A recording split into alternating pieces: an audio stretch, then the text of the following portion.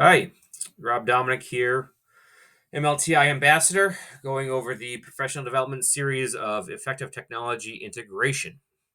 We are on a topic three, week three of this, which is additional integration strategies. The previous 2 weeks, we touched on the overall impact of integrating technology into the classroom and what that looked like, what the numbers looked like, what the data was, common apps, just the landscape of how technology is affecting the classroom. Then the second week, we started digging in the TPAC and SAMR model.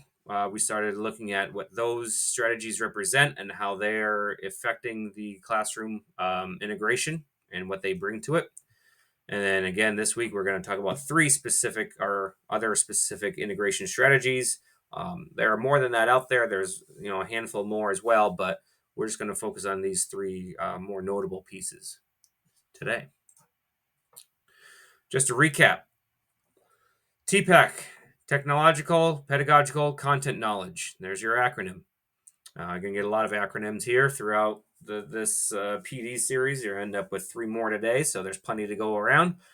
But TPAC basically sums up the teacher's uh, environment in their classroom, like what it goes into, things to consider in the teaching strategies, your technological knowledge, your pedagogy, and your content, and it's basically just an awareness of how all that blends together. What does it look like? Where do your strengths lie? Where do your weaknesses lie? It's really just something to be cognizant of. Not a lot of like evaluation and digging into for the most part with that one. SAMR, SAMR model does start to talk about how technology is integrated into the classroom, and what depth is it being used. Is it just a straight substitution of writing stuff on a Google Doc or on a computer instead of on paper? Or do you get into activities that are just really redefining how the technology is used and would be otherwise impossible if you didn't have the technology? All right, so on to some more acronyms today. First one we're going to come across is the TIM model. This stands for the Technology Integration Matrix. This one comes out of the Florida Center for Instructional Technology, established again similar time frame to the SAMR model, early 2000s. This one has been updated twice though. Most recently in 2019, it had an update to it where they iterated to kind of try to keep it current.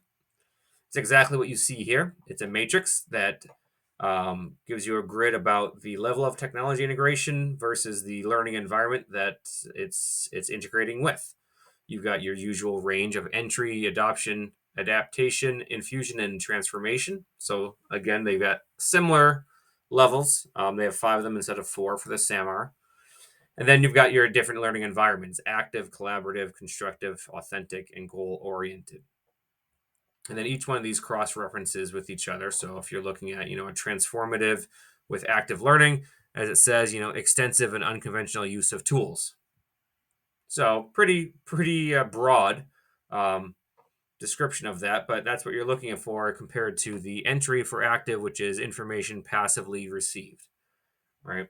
So there's very little active engagement with the student in that one for the entry level, whereas the transformative it's unconventional. It's things that you wouldn't have, most people wouldn't have thought of. You get a level of creativity there that isn't as common for everybody. And that goes down the line for all these different learning levels or different learning topics. This site right here has a lot of helpful information on it. Again, the Florida Center for Integrating Technology. It has a lot of support to it, which is great. It's got evaluation tools, PD resources, other resources that you might want. The graphics, some of the graphics on here came from there that you can use. Presentations that you want, research that supports it, all kinds of information on here, which I think goes to show that it's a helpful model or a supported model because they do support it. They have ongoing evaluation of it. They have ongoing research or resources that they provide for you. I think that speaks well to it. You can get more background information if you want on here about how it was designed and how it came about. But in particular, I also like this subject area index where you can click on the various subjects, math, science, social studies, language arts, and you can get examples of different activities within that subject, right? So goal-oriented infusion level, um, authentic transformation level, video game design for 6 through 8 math. So that's pretty cool that they have all these resources on here that you can look at and get an idea about. Sometimes you have a model and there isn't. You're like, what does that mean? What does that look like? I get what they're telling me, but I don't really understand exactly what examples would be in that. So they really go all out to give you that information on here, which I think is really helpful for that. Again, another nice graphic that comes from it is this piece here, which talks about how overall it's a simple visual, but it talks about how when you have entry level activities, odds are it's more teacher centered instruction, might be student centered depending what's going on, but odds are at entry level things are going to be more teacher stuff where students are going to be watching the teacher do it. But for the most part, transformation is where students get to take ownership of the work and get creative. So you're kind of paralleling with the Bloom's taxonomy there about how well they um, how deep or how well they learn the information or what they're doing with the information instead of just remembering and regurgitating. They are creating and analyzing with it. So I think it's a pretty simple graphic to really help with that. But again, provided on their site because there's a lot of resources there. The next piece, the next acronym for you, the PICRAT model. This one actually started off as just the RAT model. I don't know how well that went over originally, being the RAT. What model do you like the most, SAMR or the RAT? Like people are going to choose the RAT? I don't know. But anyways, the PICRAT, what they've done with this is they've taken it from just the RAT down here, and they've added this other piece to it, again with the students' level of use with the technology. The PICRAT really goes, it's pretty simple. As you can see here, it's not nearly as in-depth. It goes off of the 2 questions of, how does the student use the technology? What's the student's relationship to it? And how does the teacher use it in their practice? How do they integrate it? And that's what they've got here. Teacher is either using the technology to replace, amplify, or transform when the student is either passive, interactive, or creating with it. After asking those questions, right, you can decide where on this grid are you going to fall with your integration. This was established by a group of professors at Brigham Young University. They first kind of emerged with some information about it in 2016, and they published a paper back in 2020. Some information about it and why it's there and what it does. The site here that's linked up here, the PICRAT, that will bring you to this site, which is hosted by Royce Kimmons, one of the professors on the project here. It's pretty straightforward, pretty basic. It just gives you the information, the video here, and then it has that other piece of graphic with the grid. And then again, the basic questions that it asks. What's the technology's effect on the practice and what are the students doing with it? It's got a link to the paper that they published. But that's kind of it for the most part. That's all you get here. This is other information on his website, not necessarily oriented towards the PICRAT matrix and the integration strategies for it anyways. So because of that, I also have this other additional information link on here, which I like because it does take you a place that's got a little bit more depth to the PICRAT, but it comes from this South Forest High School out in California. It's got this grid, this matrix here that I've used on there because I like the colors to help stand out, and it does dig into the descriptions about everything a little bit more. It talks about the amplifying and transforming with lessons and even a few examples on there. It's got their own video about it, and it has a link to some Padlet pieces that they've put together to talk about what does each level look like. So some more information on there, some more resources. Not a ton, but more than the original site. So I felt that would be a little bit helpful for people to check out. So again, the question really becomes then what does this look like, right? What does this integration look like at these various levels? So with the PICRAT model, right, you got passive and replaces. So this is where kids are just watching things, right? They're just watching you do stuff. They're not really engaging with things. They're not interacting or creating. And the technology is just a level of replacement to it. It doesn't have um, any high level integration. They're just kind of taking a taking a slideshow or a doc that they're writing on. They're just doing something basic like that with it. It's nothing that's transforming. Then interactive, right? So you're talking about something like digital flashcards. So it's still replacing simple activity that you could do by hand, but it does make it interactive where they are doing something with it. And then finally, they are creating more. They are creating a PowerPoint, or they are creating a presentation of some sort. And it's just replacing your trifold science fair project, but they are at least doing more with it.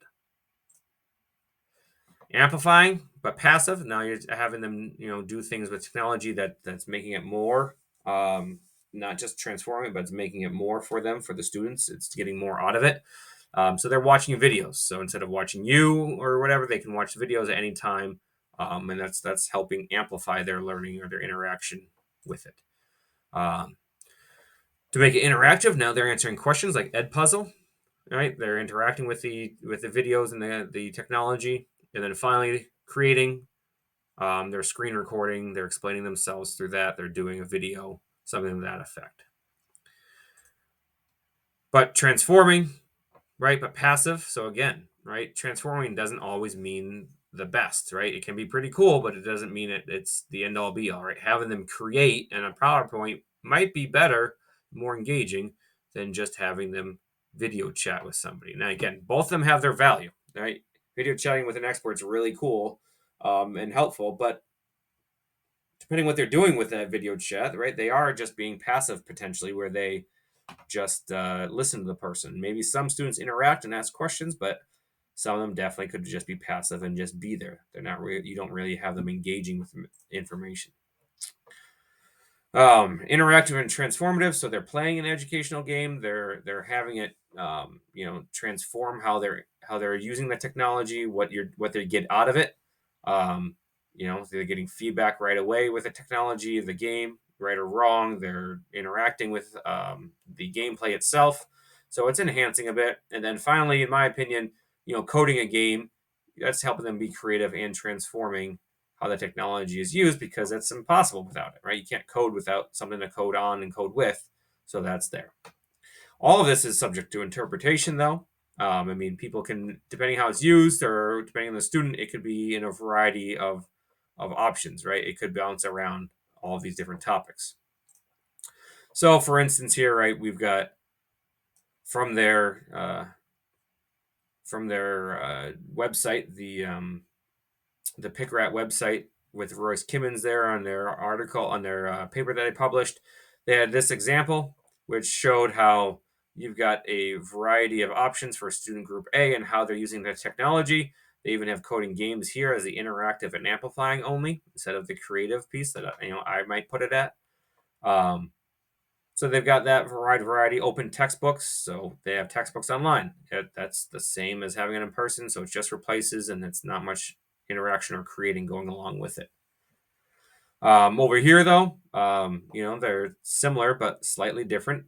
They've got creating and transforming as creating an iMovie, whereas here they just have it creating and amplifying. Again, it depends what they're doing with it. That's why we have teachers. That's why technology won't replace the teachers, because it's not a silver bullet in itself. They have these Canvas quizzes over here as the interactive and replacing, whereas this one, it was interactive and amplifying. All depends on how it's used, right? That's the big key. So that's the PICRAT. All the different aspects to it, all the different lineups to it, and some examples to go along with it. The last one we can explain about here is the Triple E framework. So we have TIM, PICRAT, and then Triple E. And those do stand for Extend, Enhance, and Engage. That's what they're going with here. This framework was established by Dr. Liz Kolb. She's part of the University of Michigan. They have their website here as well, which is quite in depth. A lot of resources on here. Triple E framework. It's got the background to it. It's got the in-depth look at each of the E's: engage, enhance, and extend. Lots of information on there about why that topic is there and how they came up with it.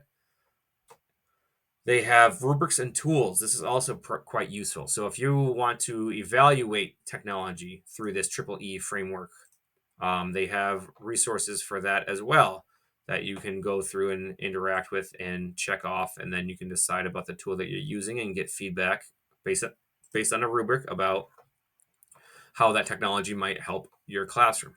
So plenty of information, right? Case studies, research about this, support, tools, all of that on here for the Triple E framework for you to explore. There is a book literally called Learning First, Technology Second, right here on the homepage here, because that's what Triple E framework kind of goes by. It goes by the idea that you need to have good learning goals and pedagogy established for students before the technology is going to help you. That's kind of why this Triple E came about. They wanted to make sure students were engaging with a true engagement with the material instead of that false engagement that we talked about before, and then using that to have the students go on and either enhance the content or extend the content somehow to get better buy-in from the students besides just having technology in front of them and hoping for the best. Okay, so Triple E is based off of, again, these three E's, and each E has a set of 3 questions that are asked for it. The first E, engage, right? Does it help the students focus on the task? Does the technology help motivate them?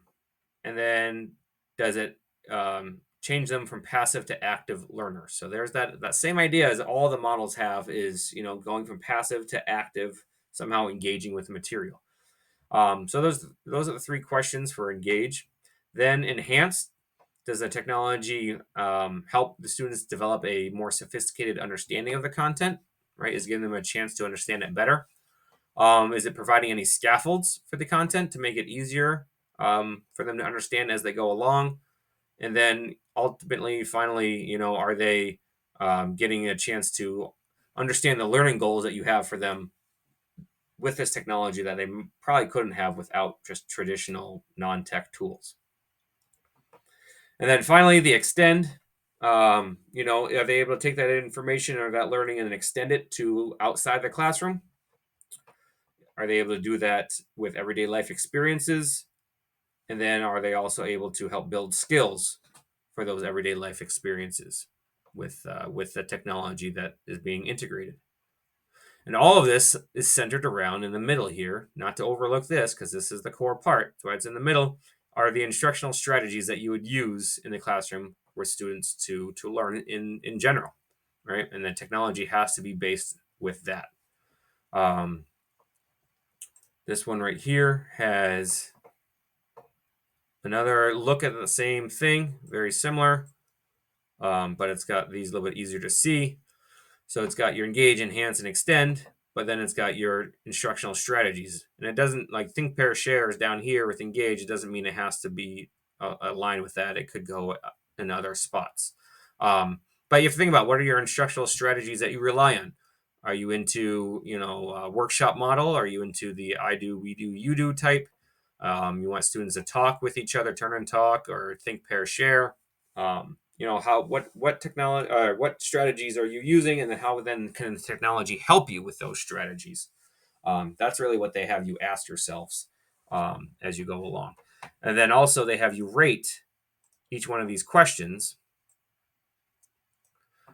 That's what this website, this tool here that briefly showed you on here. That's what you do with each one of these questions. You rate them on just 3 different levels.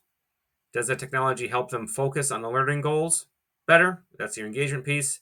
Not at all, somewhat, or absolutely. So you have those 3 options: none, somewhat, or absolutely for each one of these questions in every category. And then in the end, then it gives you a little bit of a rubric to gauge by, is this technology going to help or not, based on the kind of the numerical response. So not at all is a 0, somewhat's a 1, and absolutely would be a 2. So you basically add them up and you decide how that looks.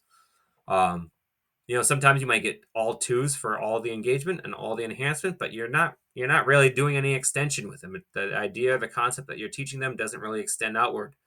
That's fine, right? You can still use that technology. You can still find value with it. It doesn't have to hit all of them perfectly all the time. It could be 1s and 2s amongst them, or 1s all the way through, and it's just kind of doing a little bit of everything. It all depends how you're using it and what you're doing it with. It does not have to be a perfect 2 for everything in order to be useful. And that's what it kind of takes you through on those rubrics as you evaluate tools.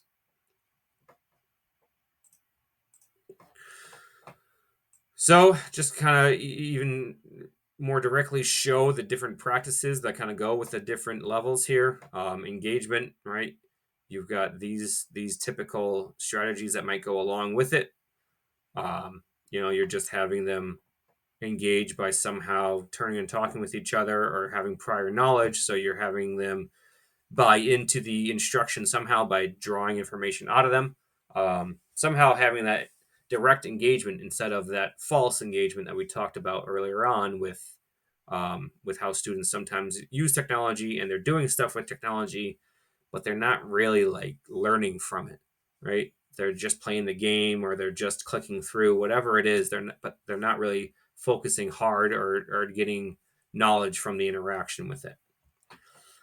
So this, talks about the strategies used to help students engage better, and then enhancement. What are the strategies that can be used to help enhance learning, and then the technology then can come in afterwards to help with that enhancement itself.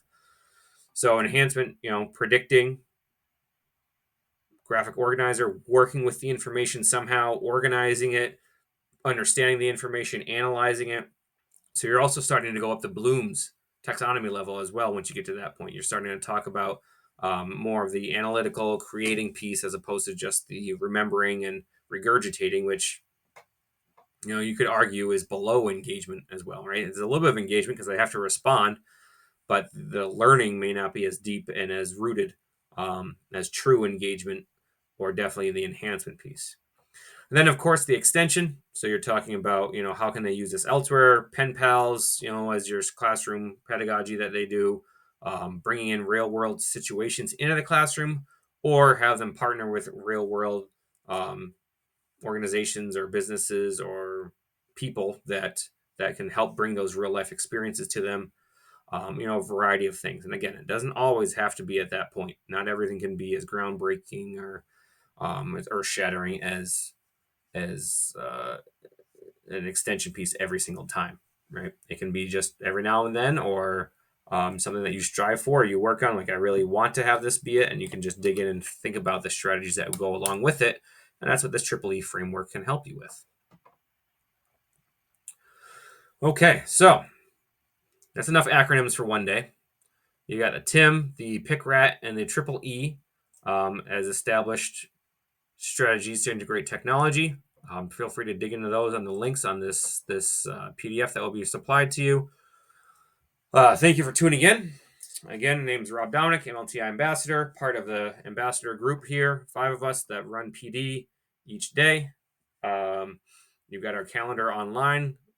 April should be updated and coming out soon if it's not already. You can find these links to these videos on the YouTube playlist on the MLTI site. And like always, you've got this link on this here for the form and contact hours where you can go and submit to get your certificate for contact hours. Well, thank you all very much, and we'll see you next time.